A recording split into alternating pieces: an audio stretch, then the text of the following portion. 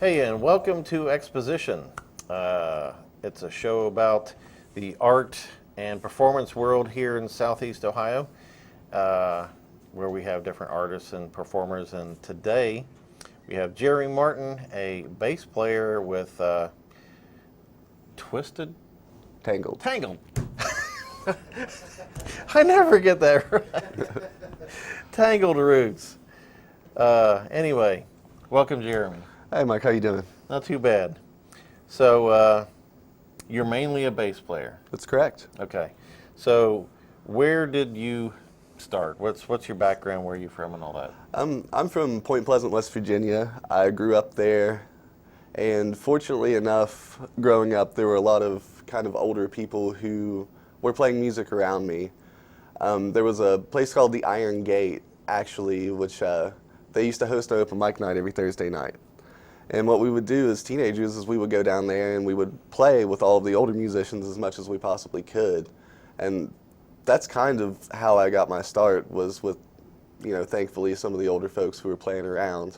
And then of course, our high school had a very, very good music program. We had the opportunity to do everything from playing a jazz band to being a steel drum ensemble. Wow. Which was very nice. And at one point, we even had a Latin percussion ensemble. That didn't last very long. Is this Point Pleasant High School? Point Pleasant High School. Huh, I didn't At even the know time, it was under the direction of Jeff Hilbert, and he did a very good job of being able to expose us to a lot of different things, a lot of different styles of music, maybe some instruments we'd never seen before, which is a very good thing, especially for a place that's so rural like Point Pleasant. Mm-hmm. Never played with the Mothman, right? Never played with the Mothman. So were you in like marching band and stuff like that? Yeah, I was in both the marching band and the jazz bands. When I first started kind of getting into the music program in Point Pleasant, I kind of tried to play in pretty much everything I could, because at the time, I didn't start band behind at the same time everybody else does. Typically, when you're a music student, you'll start somewhere around the 5th grade, and that's when you'll get your marching instrument and go. I didn't start being involved until I was in high school, later in high school actually. But at the time, I just tried to get my hands on as many things as I could. Learning how to read better, learning how to improvise better, learning about more styles of music, learning more about jazz music and what it takes to do that. Yeah, that's a whole different ball of wax there. It's a lot of improvisation. A lot, very much so. So what did you play in a marching band? I actually you can't carry around a bass. I don't No, think. you can't. Even though there are some bands who have bass players in the pit now. Yeah. When I was in marching band, I played the trombone. I wasn't very good at it. Wasn't very good at it at all, actually. Had you picked up the guitar before or after that? Yeah. I was a bass player for several years before that. Okay. And I joined the jazz band at Point Pleasant High School and was the bass player for the jazz band. And that's kind of where I was starting to learn to read notes. And they gave me a trombone because it's on the same clef. And they're like, here you go. Oh, okay. And It wasn't because that's where the chicks dig trombone players. I mean, I'm sure somewhere. Okay, so like after high school, did you start in bands at that point? Yeah, right after high school, I went to the Marshall University jazz program, and I played in 2 combos and 2 of the big bands down there, as well as, the very strict curriculum at the time that Marshall had, which anybody that's going to go to college as a music major expect to be very, very, very busy every single second of your life. And especially if you go on to have your own groups. If you want to go out and you want to play in the clubs on the weekends, you're going to have to make that revolve around, the 3 recitals you have next week, plus all your ensemble practices, plus your performances and everything else.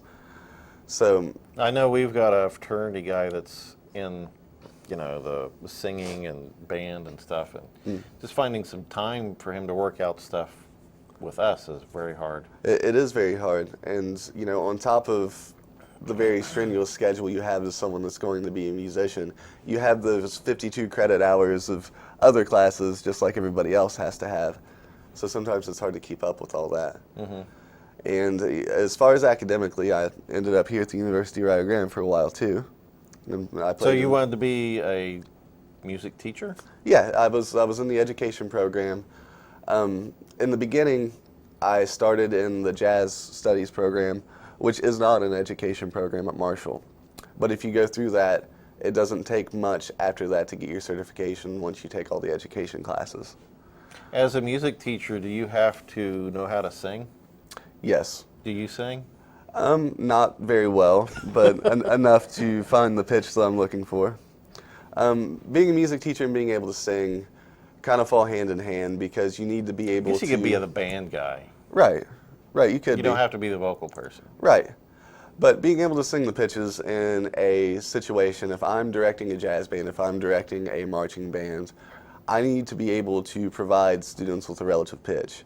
And I need to be able to audiate through the music that I have. And being able to audiate means being able to look at a piece of music and know what it sounds like in your head. So if I can't fix a pitch in my horn section, then that's going to be a problem for me later. Yeah, I look at that stuff. It's looks like Chinese stuff to me. I know it goes higher when it goes up, but other than that, I don't know. Right. It's and to me, being able to read music and follow along as quickly as people do is, to me, amazing. I don't know, but it's something you get used to, I suppose. Yeah, and it just takes a lot of work. It's like when you're learning to read when you're in kindergarten. You have the book that, the duck is going to swim, the small little, cardboard books that we have when we're learning to read. But it's, when we're learning to read, we don't always say, the duck will run. We have to look at it and we say, and sound it out. And then eventually we can just look at it and say, the duck will run. Right. Reading music is the exact same way. Once you learn what all the little squiggles and symbols and everything mean, it's just a matter of getting that kind of muscle memory to where you can just look at it and it's instant. You know what that is. Right. So, growing up, who were your, who did you listen to? And did that influence what you do now? Growing up, I kind of grew up on a very wide influence of things. My dad was very much into the kind of classic rock that you would expect. I grew up on a lot of things like the Grateful Dead and the Black Sabbath and Aerosmith, early Aerosmith when they were still a rock and roll band. And then on the flip side of that, my mom listened to a lot of Motown music. So I grew up with Marvin Gaye, and she was a very big Prince fan, which I'm a very big Prince fan. And she she listened to a lot of things from, the reggae generation that came out in the 70s, of course, a lot of Bob Marley. We had Jimmy Cliff and Desmond Decker albums, and, it was very fortunate for me because I had such a wide array of music to listen to as a child, which, the Motown and stuff, as I grew older, I started to really get into, like, the Parliament Funkadelic and, James Brown's, kind of Rick James and the Stone City Band, that kind of stuff. As I was growing up as a teenager, I started to get into that. Because I had a really good connection with a lot of the Red Hot Chili Peppers albums, and that kind of led to me wanting to hear what made them sound that way. So once again, getting back into, George Clinton and the Parliament Funkadelic and that kind of stuff. Later on in life, I kind of got more into the jazz side of things. Like the players I'm listening to right now are guys like Kai Eckhart and Tony Gray. And these guys are more session players, more so than anything else. So, I mean, they're getting hired on to play with probably some of the biggest names out there right now, especially in the jazz world, which there's not a huge jazz world happening right now. But you get into places like overseas. There was a guy in Charleston named Bob Thompson. He plays for the Bob Thompson unit, and he's probably one of the nicest guys I've ever met in my life, and he's extremely knowledgeable. But in the 70s, Bob had a #1 charting record in the jazz charts in the UK. and he's just been a Charleston, West Virginia guy ever since. But basically, if you're going to get into the regional scene of musicians, you're probably going to run into Bob Thompson at some point. So how did you choose the bass as what you wanted to play? You know, I'm sure like everybody wanted to be like lead guitar. And of course. How do you go to? Of course. Well, I've never been the guy that wants to be on the front of the stage right into the spotlight. Yeah. I would rather be the guy that's kind of on the side of the stage keeping everything together, which essentially is what the role of playing the bass guitar is you're the peanut butter in the middle of the sandwich that keeps everything together. Well, and that's the part of the music that you feel. Right. You know, Right. that big thumpy. The big thump of the bass with the kick drum of the drummer, you know, being able to gel and get that part together.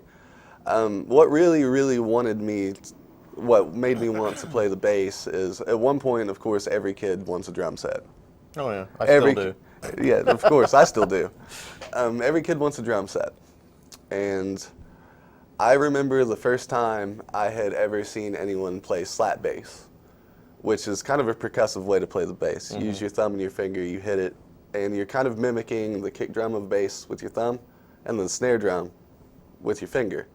And the first player that I ever saw do that was Flea from the Red Hot Chili Peppers, which we were speaking earlier about Les Claypool from Primus, who is really kind of a next level player in that technique. And the first time I saw someone do that, I said, I'm not allowed to have a drum set, so I want to do that.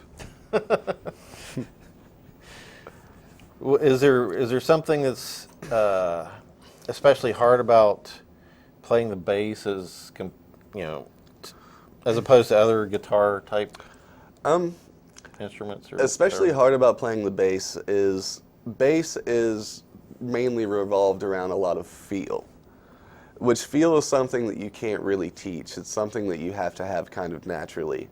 I mean, you can teach it. It's going to take a long time to do so.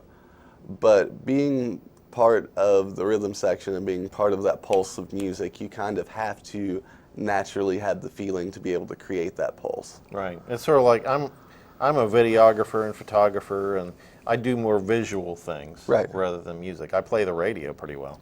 Right. But teaching somebody how to use a camera is one thing. You know, this is how you take a good picture. This is how you get the light right.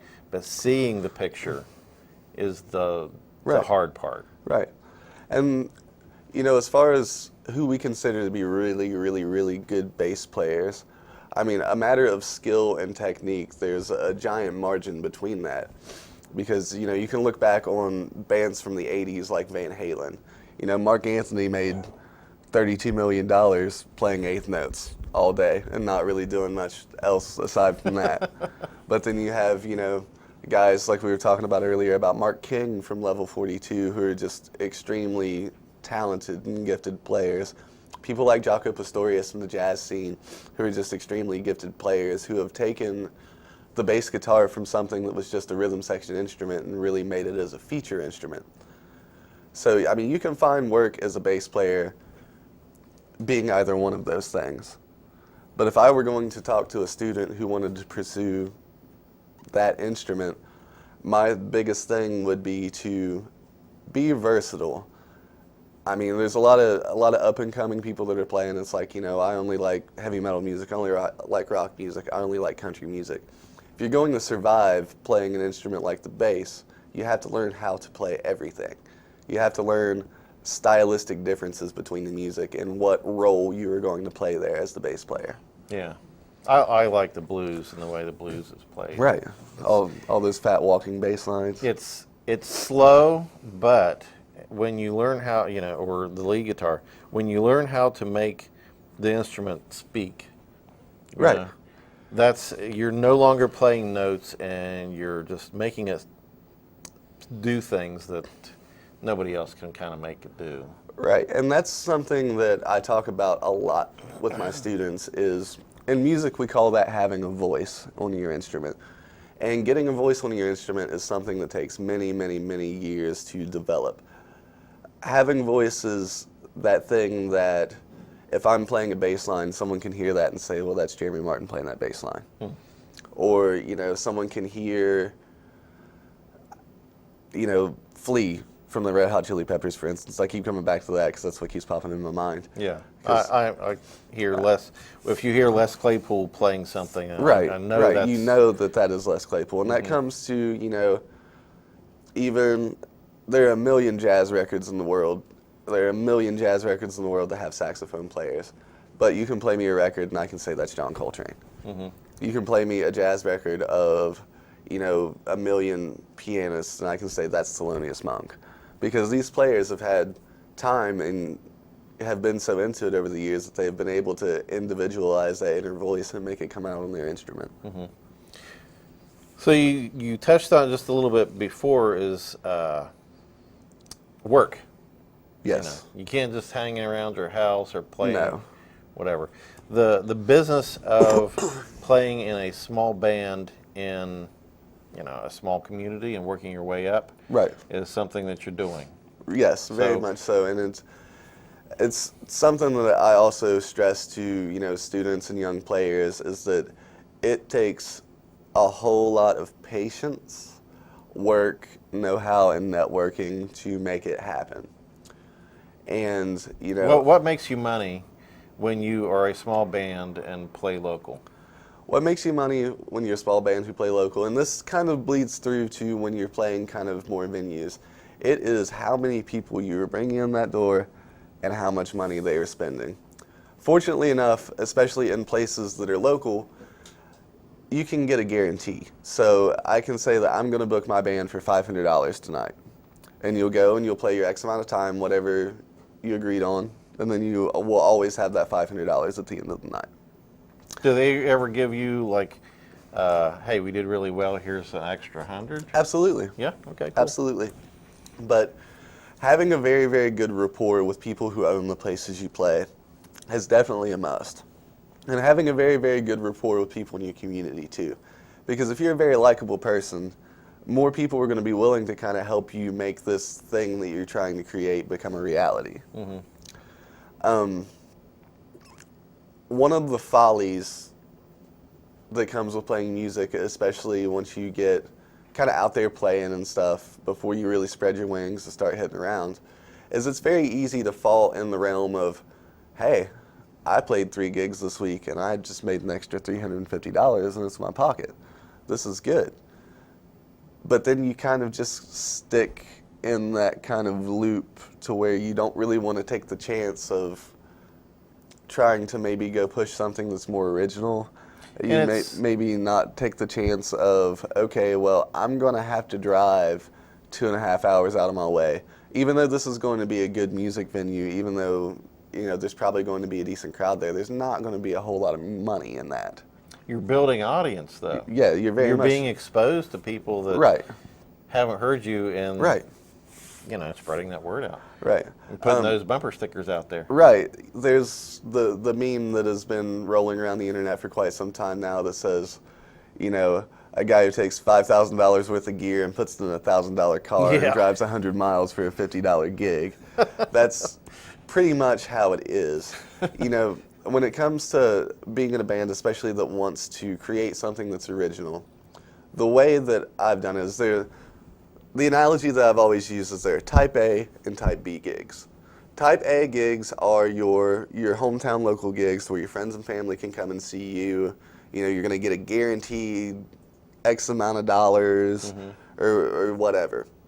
But the follies with type A gigs is even though you're going to be going out and you're going to be doing all this, and you're going to be making money and people are going to know you and everything. And they're feeding your ego. Oh, you're great, you're wonderful. Feeding your ego, all that kind of thing. But we all love that. Sure.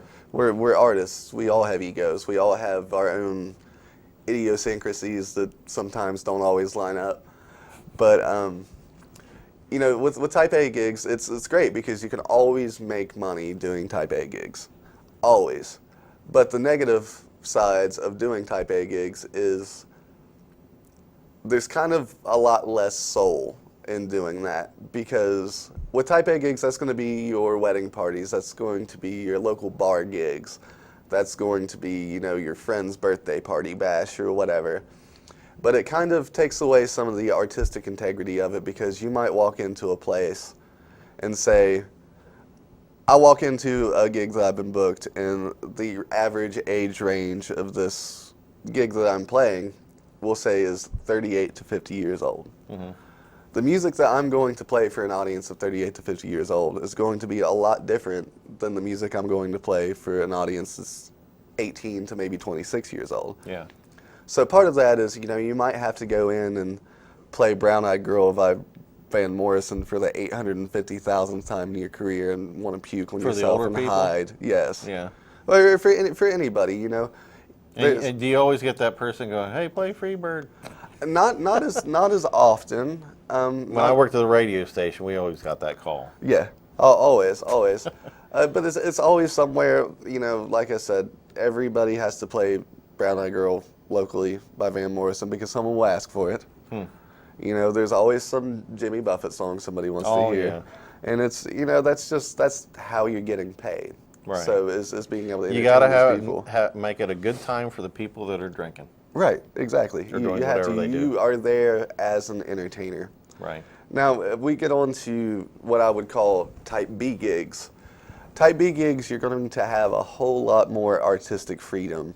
So, I mean, if I have an EP of original music that's 5 to 6 songs that I think is just the most amazing thing ever, then I can go to these type B gigs. Your type B gigs are normally a lot bigger rooms. They're actually real venues, places like the V Club, maybe places like Mountain Stage, some of the smaller clubs like maybe the Basement or the A&R Music Factory in Columbus, places like that. Nice mid-size, maybe, I would say 8 to 1,200 people rooms. Now, are you the opening act, or are you the Well, person lead in? It depends on how you've acquired that gig. A lot of the times, you'll meet another band that you really mesh with and you really like, the guys that are in it and everything. And they'll say, hey, we'll bring you up here because we're playing at 123 Pleasant Street in Morgantown tonight. And, we'll give you guys a 45-minute spot beforehand, kind of warm up and everything. But eventually that will lead into, headlining nights there yourself and stuff. But it's going to take building that audience there before that happens. So on type B gigs, you have a whole lot more freedom to do what you want as kind of an artist and being able to try out new things and test things with an audience that maybe isn't going to be so, not really judgmental, that's not the word that I'm looking for, maybe more open-minded about the things that you're trying to do, kind of outside of the boxing things. Because your friends know what to expect. Right. And, with type B gigs, the folly with that is there's not a lot of money in that at first. So, I mean, if you're driving, 3.5 hours away to Columbus and you have to stay all evening, you have to drive home or something like that. And that's going to be a late night or early morning? Yeah, late night, early morning every time. And then we kind of expect those as being a musician is to, work your day job and be gone until 3 or 4 in the morning. But on these type B gigs, that's really where you get to spread your wings and start building your audience based on your art instead of being able to go and kind of just be that entertainment. So in Tangled Roots, do you have original stuff? Yeah, Tangled Roots, we're actually working on putting some tunes together for a 5-song EP that we hope to have ready by summer. Okay. What's the flavor of that? I know what to expect when I go see you guys, but the Tangled Roots, we're kind of going for a fusion of several different things, just because there's a wide variety of influences in the group as well as that's why sounds. they call it Tangled Roots. Right, exactly. But our main milieus are probably we play a lot of funk music that's kind of blended with a reggae feel. Mm-hmm. And we're starting to acquire some kind of interesting outside of the box instruments too, because we're trying to add... Well, like cowbell? Cowbell, steel drum. Steel drum. Maybe eventually an iwi. Iwi? It's an electronic wind instrument. It's kind of like if a saxophone were a synthesizer. Huh, okay, haven't heard of that one. Yeah. But we're going to try to add more of a modern twist to what we have going on. Especially with today's level of electronic music and dance music that's happening, that's kind of really what's going on. I mean, in a land of musician right now, there are guys who are DJs that are packing out clubs more than bands are a lot of times. Yeah. So being able to take elements from, house music, dubstep music, deep house, glitch hop, whatever subsect of what you have, and being able to blend it in to stay fresh, to stay relevant. Right. You know, that's kind of the biggest struggle as being a musician, is keeping these fresh ideas to where you're still captivating younger people to come see you.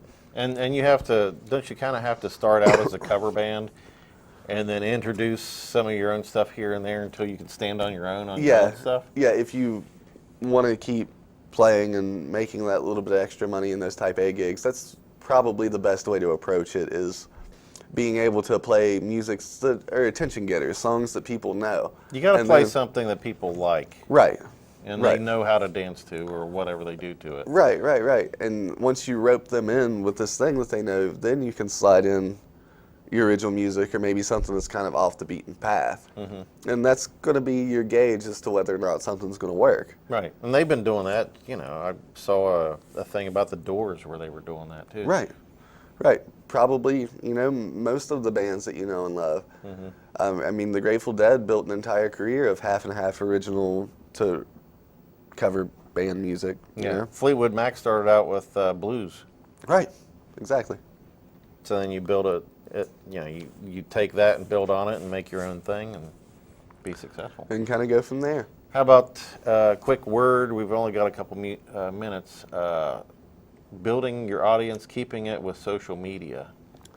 Building your audience. That's probably real important. That is very important. That is probably one of the most important, is having, you know, there are things out right now like Facebook, Twitter, Instagram, all of these different kind of mediums that, you know, when I first started, we didn't have a lot of those things. It was kind of like we had MySpace and it was kind of just coming up a little bit or whatever.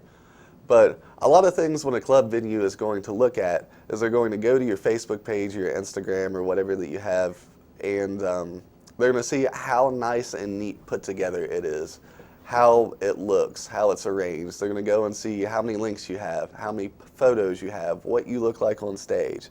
And one of the most important, how many likes do you have? Is this sort of like an advertisement? You want to know what the car looks like, how the car drives, how it sounds, and how it feels. Right. Same thing with a band. Right. If these guys are going to risk giving you, you know, maybe half of what they make in sales that night, they want to know that you're going to be able to bring in the people in there to make that happen. Is the regular crowd going to be comfortable with what you play? Right. Are you going to send half them out the door and bring in only a couple more? Or, you know, what's And best the case bottom line? scenario, they want someone that's going to keep their regulars and bring someone in. Right. So it's that amount of strict advertising and that amount of having something that not only sounds interesting but looks interesting. You know, having that contact information, having those videos, having those professionally done pictures that make you look like a band. Mm-hmm. People want to hire people that look like a band. You could probably be the best band in 3 states, but if you don't look that part, a lot of times people won't even give you a second look. That goes with every job too. Right. You gotta look like you know, act like you know, and everything else. Well, we're out of time. It's been a great conversation about the music world and playing. Maybe we can have you back sometime and hear some of what you do play. Yeah, we can do that most definitely. And what's your contact information? What's your? You can go on Facebook and just search the Tangled Roots, and we will probably be the first thing that comes up in your search bar. Okay. All right. Thanks for watching, and look these guys up. They're very good. So we'll see you later.